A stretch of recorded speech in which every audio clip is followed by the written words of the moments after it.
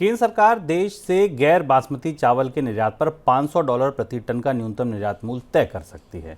इसको लेकर अगले हफ्ते मंत्री स्तरीय कमेटी में फैसला होने की संभावना है। संभावना ये भी है कि चावल निर्यात पर लगने वाली 20% ड्यूटी की व्यवस्था को हटाकर उसकी जगह फिक्स 90 या $100 प्रति टन ड्यूटी को लागू किया जा सकता है।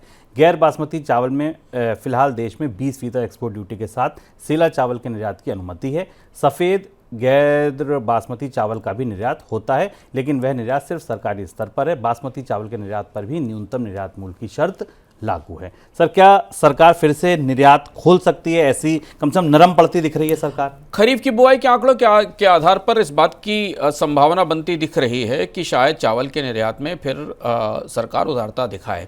अब इस पर निर्भर करेगा कि खरीफ की बुआई के बाद खरीफ के उत्पादन के आंकड़े किस तरह के आते हैं, क्योंकि लानिना का असर होगा, बाढ़ का असर होगा और उसके बाद कितना चावल का उत्पादन या धान का उत्पादन भारत में होता है। लेकिन निर्यात बंद करने का बड़ा नुकसान हुआ है, किसानों को भी नुकसान हुआ है, भारत ने भी बाजार गंवाया है। पिछले साल भारत का राइस एक्सपोर्ट 21% लगभग 21% के आसपास गिरा था, जबकि भारत दुनिया के सबसे बड़े चावल निर्यातकों में है। चावल का भंडार गेहूं की तुलना में सरकार के पास बेहतर है। अगर आप अनाज भंडार की परिस्थिति देखें तो गेहूं के मोर्चे पर ज़्यादा चुनौती है, चावल के मोर्चे पर उतनी चुनौती नहीं है। इसलिए सरकार अब इस दिशा में सोच सकती है कि वो किसानों को राहत देने के लिए और उनकी बाजार को उनकी फसल को विदेशी बाजार तक पहुंचाने के लिए निर्यात को खोले। जो व्यवस्था सोची जा रही है उस व्यवस्था में एक निर्धारित ड्यूटी लगाई जाएगी, निर्यात मूल्य तय किया जाएगा।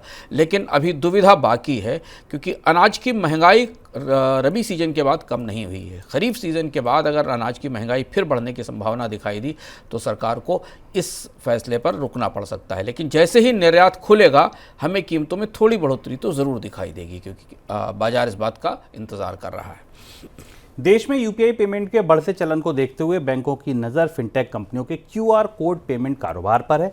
इस मार्केट में फिलहाल गूगल पे, फोन पे, पेटीएम और भारत पे जैसी फिनटेक कंपनियों का कब्जा है, लेकिन अब बैंक धीरे धीरे इसमें अपनी पहुंच बढ़ाने में लगे हैं। सर, क्या तैयारी है बैंकों की? यदि आप यूपीआई से पेमेंट करते होंगे तो आपने देखा होगा कि आपको मर्चेंट्स की वेबसाइट के ऊपर एक क्यूआर कोड मिलता है, जिस क्यूआर कोड को आप स्कैन करके अपना भुगतान कर सकते हैं। आपको आश्चर्य होगा ये जानकर कि इस पूरे भुगतान के इस पैटर्न में, इस नई व्यवस्था में भारतीय बैंक कहीं नहीं है। ये क्यूआर कोड 2-3 निजी कंपनियां हैं जो प्रोवाइड करती हैं, और इस तरह से मर्चेंट पेमेंट सिस्टम का जो पूरा विशाल नेटवर्क भारत में खड़ा हुआ है, भारतीय बैंक उस मुख्य धारा से बाहर खड़े हुए हैं। यूपीआई में भी पिछड़े थे और अब क्यूआर कोड में भी पिछड़े हुए हैं। लेकिन अब बैंकों के समझ में आ रहा है कि अगर उनको फिनटेक कंपनियों के साथ इस मर्चेंट पेमेंट सिस्टम में अपना हिस्सा बनाना है तो उन्हें क्यूआर सिस्टम्स को तैयार करना होगा, जिसके लिए उनके तकनीकी सिस्टम अभी चुस्त नहीं है।